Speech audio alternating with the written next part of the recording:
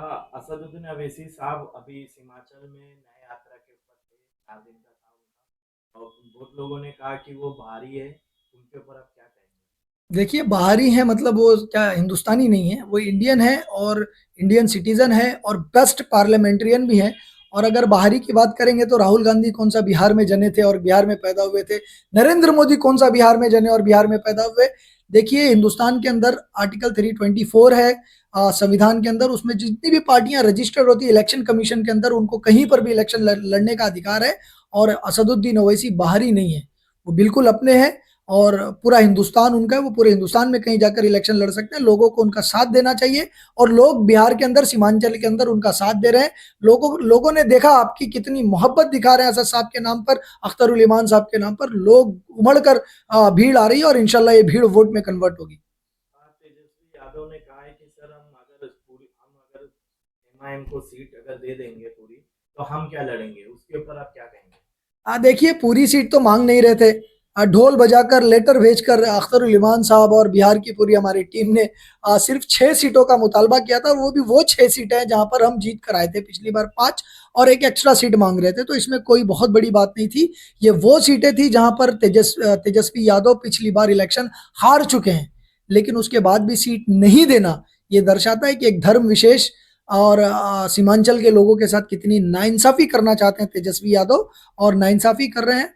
और मैंने उनका एक ये बयान भी सुना था कि अगर वो चाहते हैं कि अगर हैदराबाद में आकर इलेक्शन लड़े, तो हैदराबाद में इलेक्शन लड़े, बंबई में इलेक्शन लड़े, लड़े ना, उन लड़ते क्यों नहीं है? उनको किसी ने मना नहीं किया, असद साहब ने मना नहीं किया कि हैदराबाद में आके इलेक्शन आप नहीं लड़ सकते।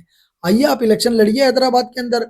जितनी यादव बहुमत वाली सीट्स हैं मुंबई के अंदर, महाराष्ट्र के अंदर जितने यादव वाली सीट से आप आके लड़िए। आप आइए, आपका स्वागत है, आप लड़िए यादव वाली सीट पर। आज अगर मुस्लिम बहुल इलाके में एमआईएम जो है सीट मांग रही है जहां पर वो ऑलरेडी जीत चुकी है, और सीटें नहीं देना, ये दर्शाता है कि तेजस्वी यादव की मानसिकता सीमांचल को लेकर कितनी नेगेटिव है। और वहां के मुसलमानों को, बिहार के मुसलमानों के विरुद्ध इनकी जो मानसिकता है वो कहीं ना कहीं दर्शाती है। हाँ सर, पीके जो है जन सुराज पार्टी, और दूसरी जो है तेज प्रताप की जन जन जेजेपी, तो उनके साथ अगर गठबंधन होता है तो क्या एमआईएम करेगी?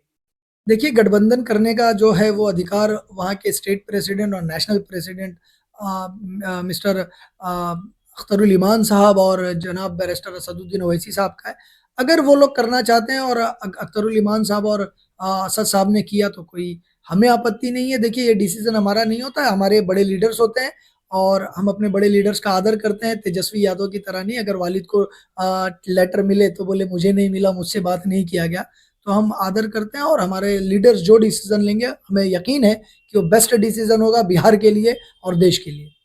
आरजेडी के बड़े नेता ने कहा है, उनसे जब सवाल किया गया कि तो उन्होंने कहा है कि वो बी टीम है, वो बीजेपी का फायदा करती है। उसके बारे में आप क्या कहना चाहेंगे? देखिए, सचिन पायलट जी ने अभी एक स्टेटमेंट दिया और मैं बहुत इस बार इस बात के ऊपर सफाइयां दिया जा चुका है, लेकिन सचिन पायलट जी ने ये क्लियर किया कि जो पार्टियां और जो लीडर्स बीजेपी के खिलाफ काम करती हैं, बीजेपी के खिलाफ बोलती हैं, सड़क पर लड़ती हैं, संसद में लड़ती हैं, उनमें एक नाम बैरिस्टर असदुद्दीन ओवैसी का है। और मुझे लगता है सचिन पायलट जी कांग्रेस के एक बड़े लीडर हैं। मुझे लगता है तेजस्वी यादव जी को उनसे मिलना चाहिए, उनसे समझना चाहिए कि असदुद्दीन ओवैसी का रोल इस देश के अंदर भाजपा विरोधी और भाजपा की गलत नीतियों के खिलाफ, और जो राजनीति जिस तरह से भाजपा कर रही है इसके खिलाफ असदुद्दीन ओवैसी सड़क से संसद तक पूरे सक्षम है और लड़ रहे हैं।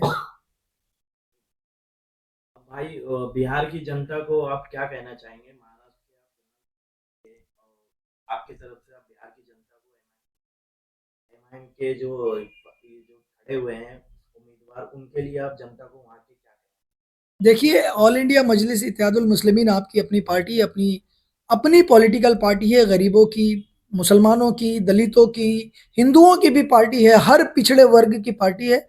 आपकी पार्टी ने अगर किसी को टिकट दिया और ये फैसला अगर हुआ कि हम जिस सीट पर लड़ेंगे उस सीट पर आप एक तरफा वोट दें और वोट देकर एमआईएम को ज़रूर मौका दें, और उसके बाद आप चेंज ज़रूर फील करेंगे कि किस तरह का चेंज आपको देखने को मिला है। क्योंकि एमआईएम पार्टी के अंदर मैंने देखा अख्तरुल इमान साहब पिछले 5 साल के अंदर सड़क पर ही थे इलेक्शन जीतने के बाद और उनकी तबीयत में है काम।